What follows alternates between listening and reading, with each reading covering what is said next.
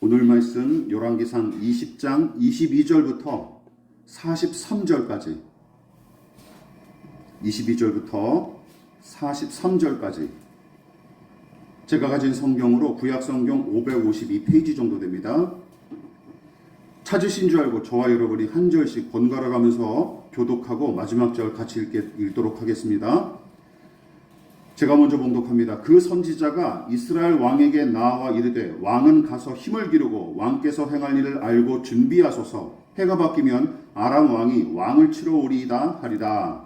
아람 왕의 신하들이 왕께 아뢰되 그들의 신은 산의 신임으로 그들이 우리보다 강할 거니와 우리가 만일 평지에서 그들과 싸우면 반드시 그들보다 강할지라. 또 왕은 이 일을 행하실지니 곧 왕들을 제하여 각각 그곳에서 떠나게 하고 그들 대신에 총독들을 두시고 또 왕의 잃어버린 군대와 같은 군대를 왕을 위하여 보충하고 말은 말대로 경고는 경고대로 충성하고 우리가 평지에서 그들과 싸우면 반드시 그들보다 강하리이다. 왕이 그 말을 듣고 그리합니다. 해가 바뀌니 벤하닷이 아람 사람을 소집하고 아벡으로 올라와서 이스라엘과 싸우려 하매 이스라엘 자손도 수비되어 훈련을 받고 가져가서 그들의 앞에 진영을 치니 이스라엘 자손은 두 무리의 적은 염소새와 같고 아람 사람은 그 땅에 가득하였더라. 그때에 하나님의 사람이 이스라엘 왕에게 나와 말하여 이르되 여호와의 말씀에 아람 사람이 말하기를 여호와는 산의 신이요 골짜기의 신은 아니리라 하는도다. 그러므로 내가 이 큰 군대를 다 내 손에 넘기리니 너희는 내가 여호와인 줄을 알리라 하셨나이다 하니라. 진영이 서로 대치한 27일이라. 일곱째 날에 접전하여 이스라엘 산이 하루에 아람 보병 10만 명을 죽이매 그 남은 자는 아벡으로 도망하여 성읍으로 들어갔더니 그 성벽이 남은 자 2만 7천 명 위에 무너지고 벤하닷은 도망하여 성읍에 이르러 골방으로 들어가니라. 그의 신하들이 그에게 말하되 우리가 들은즉 이스라엘 집의 왕들은 인자한 왕이라 하니 만일 우리가 굵은 배로 허리를 동이고 테두리를 머리에 쓰고 이스라엘의 왕에게로 나아가면 그가 혹시 왕의 생명을 살리리라 하고 그들이 굵은 배로 허리를 동이고 테두리를 머리에 쓰고 이스라엘 왕에게 이르러 이르되 왕의 종 벤하닷이 청하기를 내 생명을 살려주옵소서 하더이다. 아합이 이르되 그가 아직도 살아있느냐? 그는 내 형제이니라. 그 사람들이 좋은 징조로 여기고 그 말을 얼른 받아 대답하여 이르되 벤하닷은 왕의 형제이니이다. 왕이 이르되 너희는 가서 그를 인도하여 오라. 벤하닷이 이에 왕에게 나오니 왕이 그를 병거에 올린지라. 벤하닷이 왕께 아뢰되 내 아버지께서 당신의 아버지에게서 빼앗은 모든 성읍을 내가 돌려보내리이다. 또 내 아버지께서 사마리아에서 만든 것 같이 당신도 다메섹에서 당신을 위하여 거리를 만드소서. 아합이 이르되 내가 이 조약으로 인해 당신을 놓으리라 하고 이에 더불어 조약을 맺고 그를 놓았더라. 선지자의 무리 중 한 사람이 여호와의 말씀을 그의 친구에게 이르되 너는 나를 치라 하였더니 그 사람이 치기를 싫어하는지라. 그가 그 사람에게 이르되 내가 여호와의 말씀을 듣지 아니하였으니 내가 나를 떠날 때에 사자가 너를 죽이리라. 그 사람이 그의 곁을 떠나가더니 사자가 그를 만나 죽였더라. 그가 또 다른 사람을 만나 이르되 너는 나를 치라하매 그 사람이 그를 치되 상하도록 친지라. 선지자가 가서 수건으로 자기의 눈을 가리어 변장하고 길가에서 왕을 기다리다가 왕이 지나갈 때 그가 소리질러 왕을 불러 이르되 종이 전장 가운데에 나갔더니 한 사람이 돌이켜 어떤 사람을 끌고 내게로 와서 말하기를 이 사람을 지키라. 만일 그를 잃어버리면 내 생명으로 그의 생명을 대신하거나 그렇지 아니하면 그가 은 한 달란트를 내어야 하리라 하였거든. 종이 이리저리 이를 볼 때에 그가 없어졌나이다. 이스라엘 왕이 그에게 이르되 내가 스스로 결정하였으니 그대로 당하여라 하리라. 그가 급히 자기의 눈을 가린 수건을 벗으니 이스라엘 왕이 그는 선지자 중에 한 사람인 줄을 알아본지라. 하시니라. 그가 왕께 아뢰되 여호와의 말씀이 내가 멸하기로 작정한 사람을 내 손으로 놓았은즉 내 목숨은 그의 목숨을 대신하고 내 백성은 그의 백성을 대신하리라 하셨나이다. 다같이 이스라엘 왕이 근심하고 답답하여 그의 왕궁으로 돌아가려고 사마리아에 이르니라. 아멘. 예, 꽤 긴 내용이었습니다. 제목을 같이 읽어보겠습니다. 시작. 내가 결정하였으니 그대로 당하라. 내가 결정하였으니 그대로 당하라 라는 제목으로 하나님 말씀 전하도록 하겠습니다. 아합 왕이 내뱉었던 말이죠. 지난 설교와 마찬가지로 이번에도 이야기식으로 쭉 풀어가다가 우리가 함께 붙잡아야 될 어떤 영적인 교훈들을 군데군데 제가 함께 나누도록 하겠습니다. 아람의 벤하닷 2세가 북이스라엘의 사마리아를 침공해서 북이스라엘의 왕인 아합을 협박했고, 아합은 아람을 중심으로 모인 연합군의 위용 앞에 무릎을 꿇을 수밖에 없었어요. 그런데 쉽사리 아합의 항복을 받아낸 아람의 벤하닷 2세는 거기서 만족하지 않고 또다시 북이스라엘 왕과 신하들에게 더 큰 굴욕감을 안겨주기 위해 무리한 요구를 덧붙였죠. 그러자 더는 물러날 수 없다고 판단한 아합은 신하들과 함께 어떻게 합니까? 죽을지언정 그냥 죽지는 않겠다 하는 각오로 아람 군대와 싸우기로 결정하죠. 당연히 벤하닷 2세는 분노했고 전면전을 준비했습니다. 그런데 때마침 한 무명의 선지자가 아합 왕 앞에 불쑥 등장했고, 하나님은 그 선지자를 통해 북이스라엘의 구원과 승리의 길을 가르쳐 주셨을 뿐만 아니라 실제로 전쟁의 승리와 북이스라엘의 구원을 허락하시면서 당신의 긍휼과 권능을 아주 분명하게 드러내십니다. 그래서 우리는 지난 설교를 통해 어떤 하나님을 살펴봤었습니까? 인간의 사랑과 자비를 뛰어넘는 하나님의 사랑과 자비, 그리고 인간의 조건과 계산을 뛰어넘어 일하시는 하나님에 대해서 살펴봤어요. 하나님은 그동안 누적된 북이스라엘의 왕들과 백성의 불의를 자연재해와 내란과 전쟁 등으로 종종 징계하셨지만, 그런데도 고통당하는 자들을 마냥 내버려두지 않으시고 어떻게든 다시 살 길을 열어주셨는데, 바로 이 이야기가 그 증거죠. 왜냐하면 이들도 역시 하나님의 백성이고 이 나라를 세우신 분이 바로 하나님 당신이기 때문입니다. 아합과 북이스라엘 백성은 아람 군대와 대등한 입장에서 또 전쟁을 치른 것이 아니었어요. 그러므로 이 기적적인 승리의 이야기는 하나님이 또한 사람의 조건과 환경과 계산을 훌쩍 뛰어넘어 일하시는 분임을 아주 분명하게 보여주죠. 자, 어쨌든 그러므로 이 승리의 이야기들은 하나님이 어떤 분이신지 아주 분명하게 구체적으로 보여준 이야기라는 것이죠. 여러분, 그러나 아합과 벤하닷의 싸움은 아직 끝나지 않았습니다. 전반전이 끝났을 뿐 아직 후반전이 남은 것이죠.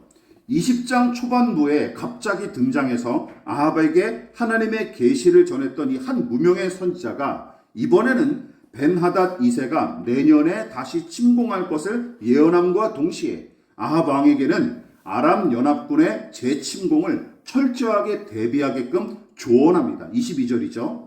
그리고 그의 예언대로 벤하닷 2세가 참모진과 주요 지휘관들을 대거 교체한 것은 물론이고 병력과 무기를 재정비해서 2차 침략 전쟁을 감행하기에 이릅니다.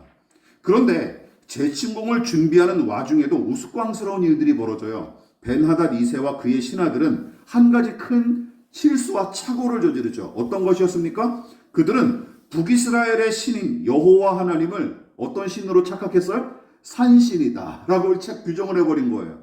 산신으로 착각했던 까닭에 이렇게 얘기를 합니다. 신하들이 1차전은 산악지형에서 싸웠던 탓에 산신인 여호와의 보호를 받은 북이스라엘에게 우리가 패배했지만 이번에 평지에서 싸우면 우리가 이길 겁니다 하는 괴상한 논리를 내세우는 것이죠. 그런데 보복하기 위해 안달이 났던 이 벤하닷 2세는 신하들의 말에 고개를 끄덕이며 자신만만하게 전쟁에 나선 것입니다. 얼마나 무식한 짓입니까? 그리고 마침내 북이스라엘과 아람 군대는 마주친 상태에서 일주일 동안 대치했지만 본문은 온 벌판을 뒤덮은 아람 군대의 규모 앞에 북이스라엘 군대는 작은 염소떼 같았다며 기록을 합니다. 27절이죠. 아무리 여러분 북이스라엘이 아람의 재침공에 철저히 대비했을지라도 객관적인 전력상 여전히 비교하기가 민망할 만큼 매우 부족했다라는 뜻입니다. 그러나 이때도 하나님은 당신의 사람들을 보내셔서 북이스라엘의 승리를 계시하고 약속하십니다. 자, 어떤 말씀입니까? 다시 한번 읽어볼게요. 28절 시작. 그때에 하나님의 사람이 이스라엘 왕에게 말하여 이르되 여호와의 말씀에 아람 사람이 말하기를 여호와는 산의 신이요 골짜기의 신은 아니라 하는도다. 그러므로 내가 이 큰 군대를 다 내 손에 넘기리니 너희는 내가 여호와인 줄을 알리라 하셨나이다 하니라.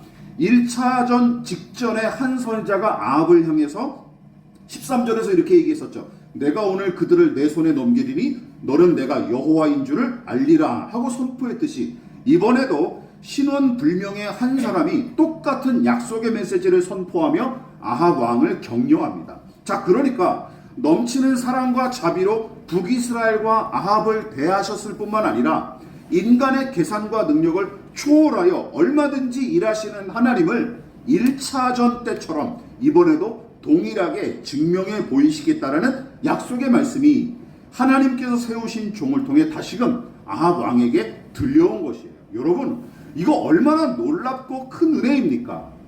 얼마나 놀랍고 큰 은혜예요. 게다가 아람과 칠은 오늘 본문의 두 번째 전쟁도 북이스라엘이 아주 완벽하게 승리해요.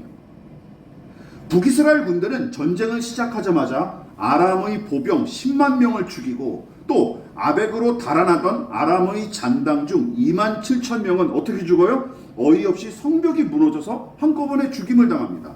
그러므로 베나닷 2세와 아람 군대는 이 전쟁으로 몇 명이 죽는 거예요? 도합 12만 7천 명을 잃는 등의 막대한 손실을 입었을 뿐만 아니라 이번에는 역전이 되어서 베나닷의 신하들이 아합 왕 앞에 종처럼 낮아져서 굵은 배를 두르고 구차하게 목숨까지 구걸하는 치욕을 당합니다. 이제 전세가 1차전 때보다 완전히 역전이 돼버린 거예요. 이처럼 북이스라엘과 아합은 완승을 거두었고 벤하닷 2세와 아람 군대는 아주 처참하게 패배하는 것이죠. 이쯤에서 우리는 이 전쟁의 승리가 어디로부터 왔는지 다시금 생각해 볼 필요가 있습니다. 아합과 북이스라엘이 많은 병력과 좋은 무기와 뛰어난 전술로 이긴 겁니까? 아니죠. 베나닷 2세의 재침공에도 승리할 수 있었던 이유와 원동력은 오로지 하나님과 그분의 은혜 덕택임을 본문은 아주 분명하게 밝히고 있는 거예요. 여러분, 무엇보다 이 사실을 기억하십시오.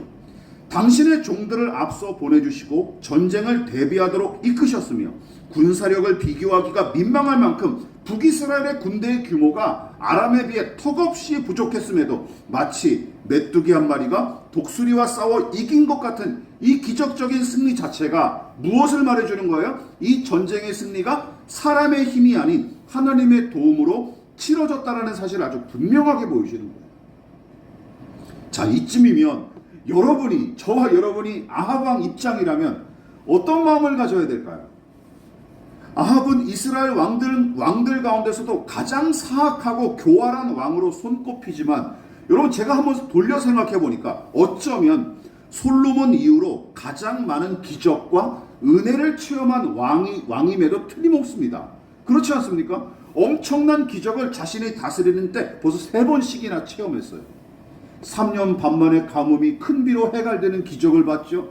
불이 제단에 떨어지는 기적도 봤죠. 그게 한꺼번에 이루어지지 않았습니까? 또 1, 2차 대전에서 다 승리한 놀라운 승리를 일궈낸 이 기적을 다 체험했어요. 이만큼 기적을 체험한 왕이 이스라엘 역대 이스라엘 왕 중에 누가 있습니까? 솔로몬과 다윗 빼놓고는 그렇게 많지 않아요. 그렇다면 아합은 인간의 생각과 아량을 훌쩍 뛰어넘는 하나님의 자비와 그 권능을 2번에 걸친 전쟁을 통해 고스란히 체험했으니 지난날 자신의 죄악과 불의를 하나님 앞에 철저히 회개하고 여호와 하나님만 섬기며 공경했을까요? 어떻게 보십니까? 그러나 아합은 엉뚱한 짓을 저지릅니다. 베나닷 2세는 무수한 병력을 잃고 두려워 떨며 골방으로 도망쳤는데 그의 신하들이 이렇게 제안합니다. 그의 신하들이 충직해요. 이스라엘 왕들은 인정이 많고 신의가 두텁다고 합니다. 이것도 거짓 정보. 이 사람들은 충직하긴 한데 너무 정보가 틀려. 이렇게 무슨 이스라엘 왕들이 인자하고 그런 정이 많아요. 말도 안 되죠. 어디서 이런 정보를 흘려들었는지 모르겠어요. 어쨌든 다시 한번 말씀드립니다. 이스라엘 왕들은 인정이 많고 신의가 두텁다고 하니 우리가 굵은 베옷을 허리에 걸치고 새끼줄을 머리에 감은 채로 이스라엘 왕을 만나보겠습니다. 그러면 우리를 살려줄지도 모르겠습니다. 라고 제안합니다. 그리고 자기들이 직접 아합 왕을 찾아가죠. 실제로 그 몰골로 거짓골을 하고, 그러니까 아주 거짓골을 하고 아합 앞에 나아가 자기들의 왕을 당신의 종 아합, 당신의 종 벤하닷으로 낮춰 부르면서까지 목숨을 구걸하죠. 32절에 나와 있습니다. 자, 그렇다면 아합은 아람의 사절단에게 어떤 메시지를 던졌을까요? 32절을 보십시오. 이렇게 얘기합니다. 뜬금없이 같이 읽어보겠습니다. 시작. 아합이 이르되 그가 아직도 살아있느냐? 그는 내 형제이니라. 여러분 이 말씀 보고 어떤 생각이 드십니까?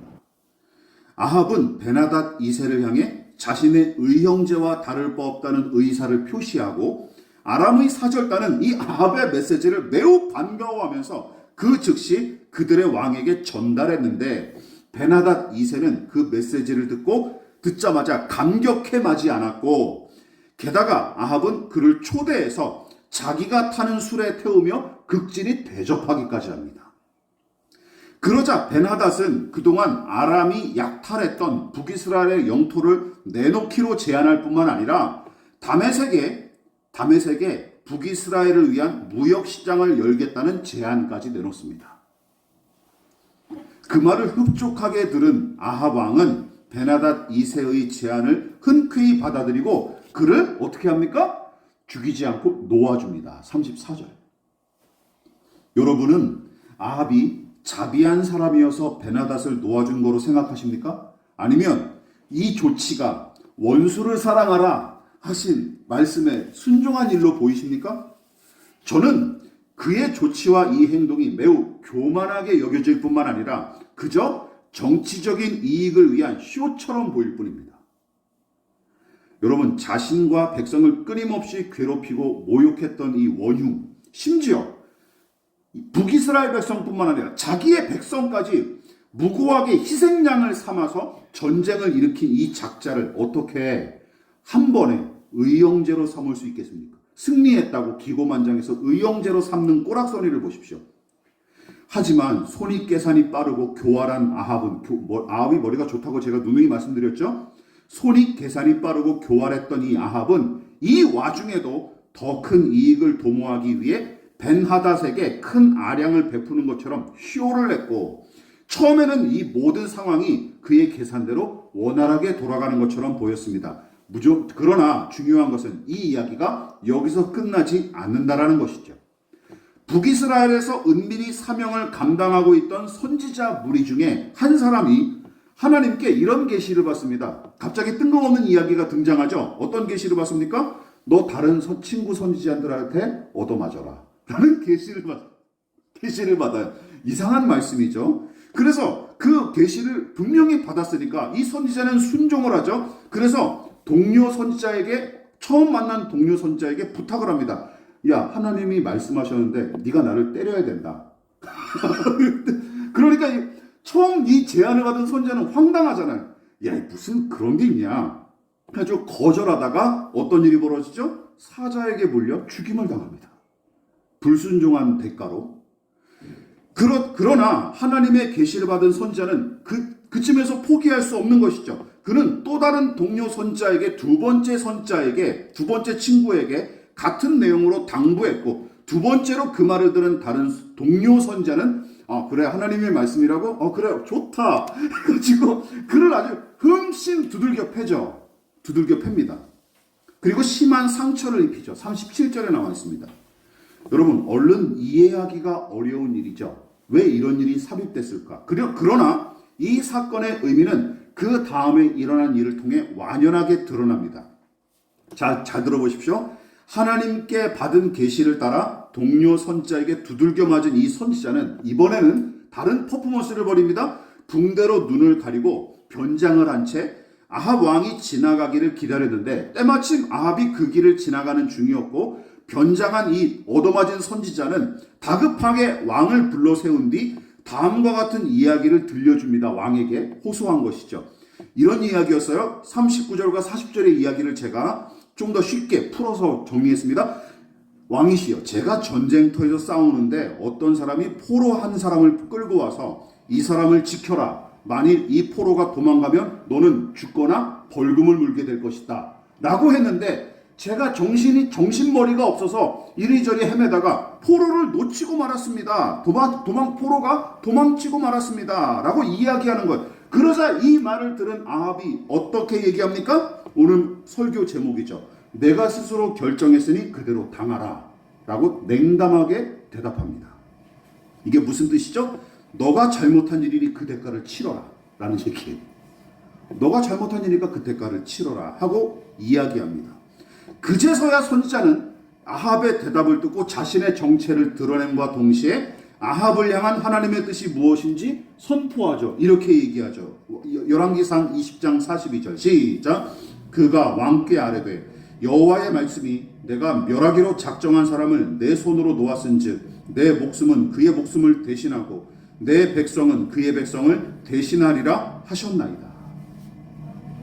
그러니까 내 동료에게 두들겨 맞아라 하는 어이없는 명령에 순종한 일과 함께 참전 용사로 가장해서 아합 왕 앞에 나타난 모든 일은 무엇입니까? 아합이 하나님의 뜻과 상관없이 제멋대로 벤하닷 2세를 놓아준 일, 멋대로 자비 쇼를 벌린 이 일을 책망하기 위해 동원된 사건이라는 것이죠.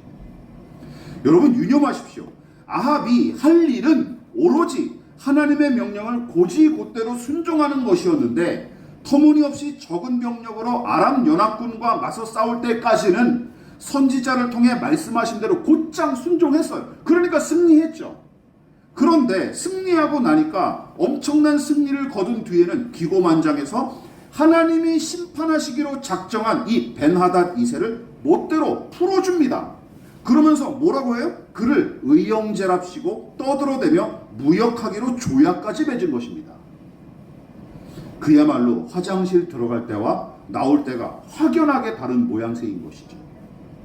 그런데 이 같은 일이 여러분 기억하십시오. 성경에 종종 등장합니다. 종종 등장해요. 특히 하나님께서 심판하시기로 작정하신 자를 본문처럼 왕이 제멋대로 아량을 베푸는 바람에 도리어 큰 사달이 난 경우가 사무엘서에 등장합니다. 기억나십니까? 누굴까요? 예, 사울이죠.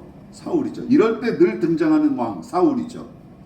하나님은 사울에게 이스라엘 민족의 철천지 원수인 아말렉 족속과 거기 속한 모든 것을 진멸하라고 명령을 하셨고 사울은 그 명령에 순종해서 아말렉을 싸워 이긴 후 그 백성을 진멸하였으나 한 가지 간과하죠. 엉뚱한 짓을 벌이죠. 사울이 쓸만한 가축은 다 전리품으로 챙겨 가축도 원래 다 죽이라고 하나님 명령하셨는데 보기에 너무 죽이기가 아까운 거예요. 그러니까 다 전리품으로 챙겨옵니다. 그뿐만 아니라 본문의 아합처럼 아말렉의 왕인 아각이라고 하는 사람을 멋대로 살려두는 짓을 저지르는 것이죠. 하나님은 그 일에 진노하시며 사무엘 선지자에게 다음과 같이 말씀하셨습니다. 탄식하시며 시작. 여호와의 말씀이 사무엘에게 임하니라. 이르시되 내가 사울을 왕으로 세운 것을 후회하노니 그가 돌이켜서 나를 따르지 아니하며 내 명령을 행하지 아니하였음이니라 하신지라. 사무엘이 근심하여 온 밤을 여호와께 부르짖으니라. 잘한 일이 아니라 잘못한 일이라는 것이죠. 이때도 하나님은 당신의 명령을 무시한 사울의 이 교만한 작태에 심히 슬퍼하고 분개하셨는데 심판하기로 마음먹은 벤하닷을 제멋대로 살려둔 아합을 칭찬하실 리가 있겠습니까? 하나님께서 불의한 아합과 북이스라엘 백성에게 은혜를 베푸신 이유가 무엇인지 우리 다시 한번 생각해 보십시오. 하나님은 그들이 오랫동안 저지른 불순종의 작태를 돌이키고 당신의 뜻에 순종하는 백성으로 살아가기를 원하셨기 때문입니다. 불순종한 사울 왕에게 순종이 제사보다 낫다 하신 말씀을 떠올려 보십시오. 그런데 심판하기로 작정하신 뜻을 저버리고 살려준 사례만이 아닙니다. 긍휼과 자비로 오래 참으시는 주의 뜻을 외면하고 멋대로 심판을 외치다가 크게 혼났던 사례도 등장해요. 거꾸로 예수님과 제자들이 본문의 주된 배경인 사마리아 땅을 지나는 경우가 있었는데 그곳 사람들에게 배척당하는 사건이 벌어집니다. 그러자 참다 못한 야고보와 요한 제자 두 사람이 괜한 말을 짓거리는 바람에 예수님께 크게 꾸중을 듣죠. 자, 어떤 일이었습니까? 이거죠. 같이 읽어보겠습니다. 시작. 제자 야고보와 요한이 이를 보고 이르되 주여 우리가 불을 명하여 하늘로부터 내려 저들을 멸하라 하기를 원하시나이까? 예수께서 돌아보시며 꾸짖으시고 함께 다른 마을로 가시니라. 이건 반대의 경우죠. 두 제자는 예수님과 그 제자인 우리를 무시해? 하고 분개한 정도로 그치지 않고 이렇게 얘기합니다. 저희가 하늘에서 불을 내리게 하여 그들을 불살라 버릴까요? 라고 얘기합니다. 마치 심판의 권한이 자기들에게 주어진 것처럼 행세하는 게 아니겠습니까? 예수님은 사마리아 사람들을 징계하거나 심판할 생각조차 하지 않으셨는데 제자라는 작자들이 흥분한 개처럼 제 감정에 못 이겨 심판한답시고 운운한 것입니다. 그러니까 언급한 사례들은 태초에 첫사람인 아담과 하와가 선악을 알게 하는 나무의 열매는 먹지 말라 하며 당부하신 하나님의 명령을 듣지 않고 결국은 너희가 하나님처럼 선과 악을 판단하리라 하는 사탄의 거짓말에 속아 불순종의 죄를 저지른 죄인들의 이야기를 반복한 셈이에요. 즉 선과 악을 판단하는 주체와 기준이 하나님이 아니라 내가 된 것입니다. 선악과를 먹은 일은 내가 하나님이 되는 거예요. 내가. 이것이 선하고 이것이 악한 것이다. 이 판단하는 기준과 주체가 누가 된 거예요? 하나님이 아니라 내가 된 것이죠. 내가. 인류의 비극은 바로 여기서부터 시작된 것입니다. 기억하십시오. 내 뜻을 관철시키고 내 야심을 이루는 것에 목적을 두는 신앙은 기독교와 상관이 없을 뿐더러 그런 식의 신앙은 한 사람을 하나님 앞에 그리고 그 생명 앞에 세우기는커녕 아합과 사울의 잘못을 답습하도록 부추길 뿐이고 결국은 파멸과 사망과 저주의 자리로 이끌 뿐입니다.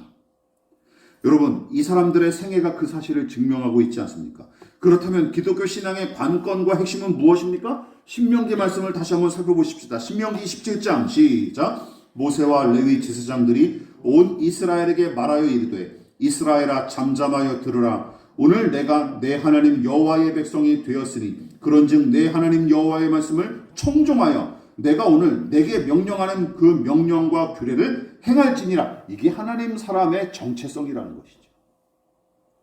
하나님께서 이스라엘을 당신의 백성으로 삼으신 후에 요구하신 일이 무엇입니까? 예배당 건축과 성시와 기독교 정당의 창출 따위가 아닙니다. 하나님은 당신의 뜻에 귀를 기울이고 거기에 즐거이 순종하는 백성이 되도록 그들을 부르신 거예요. 믿으십니까? 이거예요, 이거. 하나님과 그분의 뜻을 존중하고 순종하는 사람, 그가 바로 가장 하나님의 사람다운 사람이고 성경의 하나님은 순종하는 사람을 가장 기뻐하시며 그런 사람을 통해 당신의 뜻을 이루십니다. 믿으십니까? 여러분, 이 이야기를 마무리하십시다. 오랫동안 잘 쫓아오셨습니다. 본문의 아합이 벤하닷을 놓아준 일은 그를 불쌍히 여기는 마음에서 우러나온 게 아니에요. 이 부분을 착각하지 마십시다. 아합이 보여준 용서와 자비는 오로지 정치적인 이익을 도모하기 위한 쇼일 뿐이고 더 나아가 심판을 작정하신 하나님의 뜻을 정면으로 거스린 파렴치한 죄악이며 심지어 엄청난 은혜를 받아 누렸으면서도 주의 종된 사명은 깡그리 망각한 채 저 스스로 하나님이라도 된 것처럼 행세한 일은 그야말로 지켜야 할 선을 훌쩍 넘어버린 오만방자한 작태에 불과한 것이죠. 무엇보다 그가 의로운 선지자의 이야기를 듣고 이렇게 얘기했죠. 내가 결정했으니 그대로 당하라. 하며 냉담하게 판결한 일 자체가 무엇을 말해줍니까? 자신의 선택과 결정이 하나님 앞에 너무나 모순되고 불의한 일임을 저 스스로 인정한 꼴입니다. 우리도 그리고 크게 다르지 않죠. 하나님의 말씀과 그 뜻을 순종한다고 생각하지만 정작 내 뜻과 내 욕심을 거기에 투사하는 경우가 얼마나 많습니까? 우리 대표 기도자도 오늘도 기도하셨듯이 그런 뜻으로, 또한 사울과 아합처럼 하나님의 공의를 세워야 할 일은 도리어 은혜와 용서를 앞세워 뭉개거나 희석시키고, 또한 요한과 야고보처럼 하나님이 긍휼히 여기시는 자들을 도리어 혐오하거나 저주하는 짓을 종종 저지르지 않습니까? 저 스스로 하나님인 것처럼 행세하며 제멋대로 선하고 악한 것을 판단하는 죄인의 본성이 여러분 아합과 사울만이 아니라 우리의 모습 속에서도 고스란히 묻어나는 것이죠. 그러므로 우리는 마지막으로 요셉과 사무엘과 같은 중심과 태도로 하나님과 사람들 앞에 서야 마땅합니다. 이 말씀을 우리 마지막으로 살펴보도록 하겠습니다. 요셉이 어떻게 얘기하고 있습니까? 이게 우리의 정신에 대해 신앙생활의 중심이 되어야 돼요. 읽어보겠습니다. 시작. 요셉이 그들에게 이르되 두려워하지 마소서 내가 하나님을 대신하리까. 너무나 멋진 말이죠. 어린 사무엘이 뭐라고 고백했습니까? 시작. 사무엘이 이르되 말씀하옵소서 주의 종이 듣겠나이다. 자기 마음대로 복수심에 사로잡혀 형들을 가혹하게 징벌하거나 심판하는 대신 저는 하나님이 아닙니다 하며 순종하는 하나님의 종으로서 자비의 길을 선택한 요셉. 어찌할 바를 알지 못했던 까닭에 그저 하나님 앞에 엎드려 그 뜻을 간구했던 어린 사무엘. 여러분, 두 사람의 기도와 고백이 우리 각 사람의 중심에 자리 잡고 삶의 방식에 적용되어야 마땅한 것입니다. 이 믿음으로 살아가기를 진심으로 부탁을 드리겠습니다. 기도하겠습니다.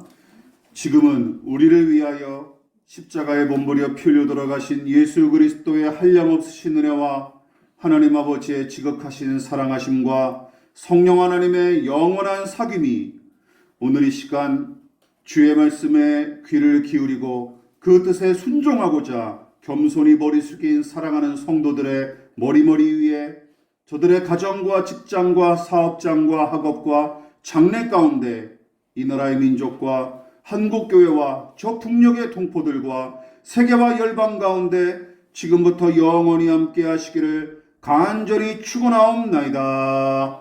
아멘.